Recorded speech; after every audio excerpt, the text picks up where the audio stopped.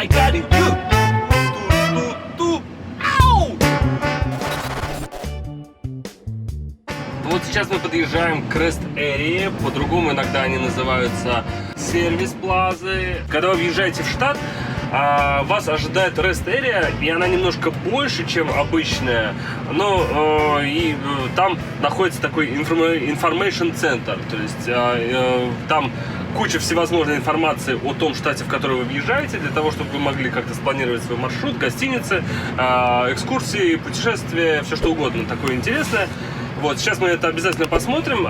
К слову сказать, что Rest Area в Америке это постоянное явление. Вы ездите, когда вы едете из точки А в точку Б, вас ожидает огромное количество Rest Area.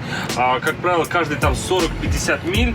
Ну, в сравнении, допустим, с Россией, если бы вы ехали из Москвы в Санкт-Петербург, то вас ожидало бы как минимум 10-15 Rest Area, полноценных съездов с парковками, с туалетами, с вендинг-машинами. Вендинг-машина – это аппарат, где можно купить водичку, там, я не знаю, что-то еще. Но вы никогда не увидите здесь бабушек с пирожками, к сожалению. Вы никогда не увидите здесь вдоль дороги, чтобы продавались вот эти вот наши огромные мягкие игрушки, которые, пока они стоят, они набирают такое количество грязи и пыли. Вот. Вы никогда не увидите здесь попрошаек. Здесь вообще, по крайней мере, на Rest Area или на Information Center людей вообще практически не бывает.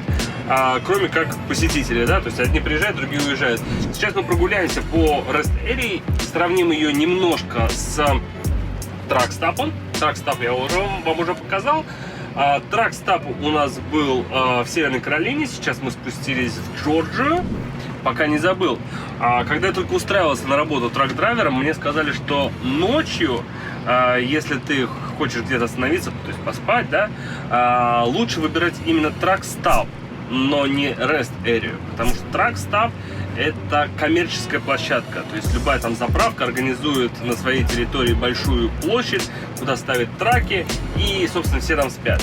Rest Area не принадлежит никому, кроме как штату, и она находится под защитой, под охраной полицейских штата, и вот когда у тех что-нибудь переклинит, ну, простите за выражение, или когда у них там нужно план сделать, то они приходят, становятся злые и начинают проверять всех.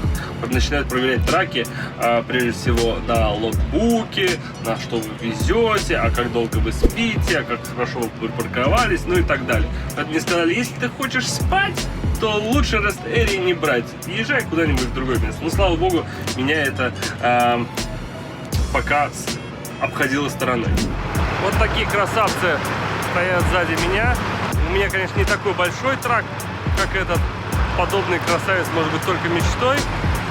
Может быть, это цель моя, может быть, это цель ваша.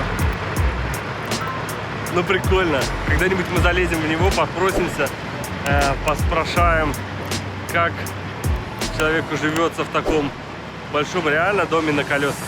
Вдоль парковки. Semi-truck, no parking. Здесь написано, это значит полутраки, то есть такие как мои, нельзя парковать. Здесь написано Truck Must Exit. Траки обязаны выезжать со скоростью не больше 15 миль в час. А здесь, собственно, небольшая парковка для легковых автомобилей и тех, кто едет там с прицепом.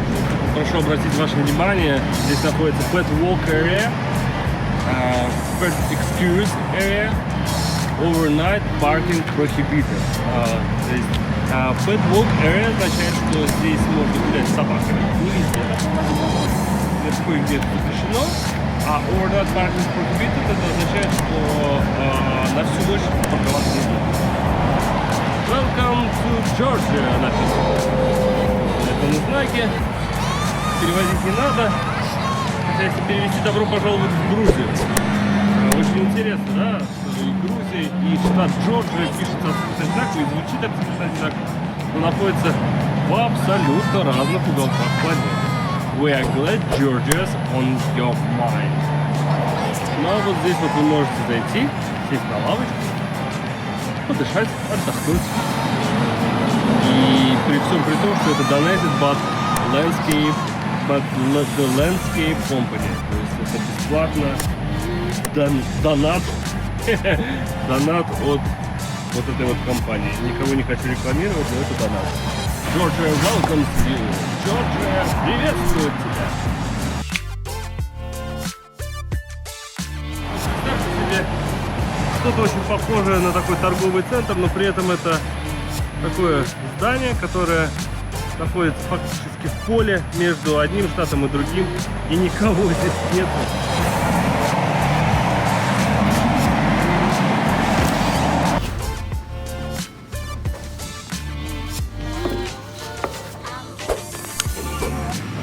Как я уже и сказал, здесь множество всевозможной информации, бесплатных журнальчиков.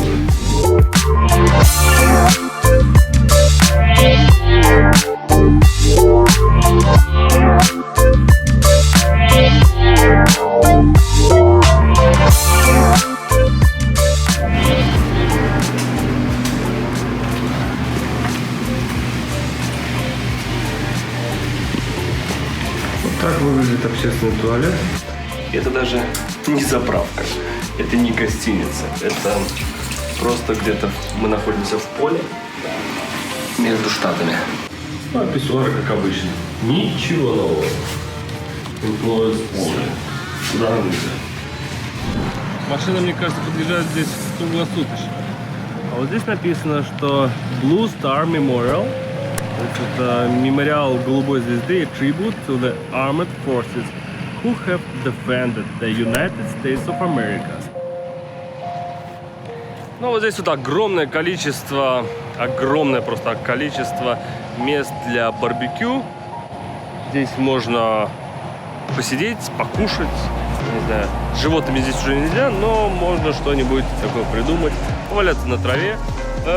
Отдохнуть, в общем, по полной программе. Вообще, на самом деле, когда я первый раз приехал в Америку и познакомился вот с подобными штуками, я сказал: слушайте, это же так просто в поле организовать, ну, вот какое-то такое-то место, какую-то такую rest area, где можно спокойно отдохнуть, переждать.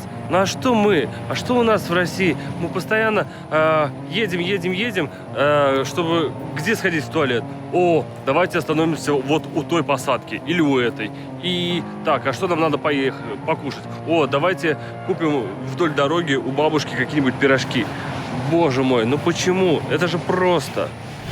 Ну и куда же без вендинг-машин? Вот вендинг-машин здесь стоят за таким забором. Можно купить кока-колу, мой любимый напиток. Можно купить еще много всего. Но почему-то на этой станции все они за решеткой. Видимо, мы не в самом благополучном районе. Обычно такого не бывает. Вот здесь вот вы можете видеть самых злобных, что ни на есть, крыс. Крыса с пушистым хвостом. Это кто? Это белка. Вот их тут косой десяток этих белок. И когда им хочется есть, они, конечно, могут к тебе прибежать. Но, как правило, они шифруются. Вот видите, вон одна маленькая белка. Давай ее попробуем догнать.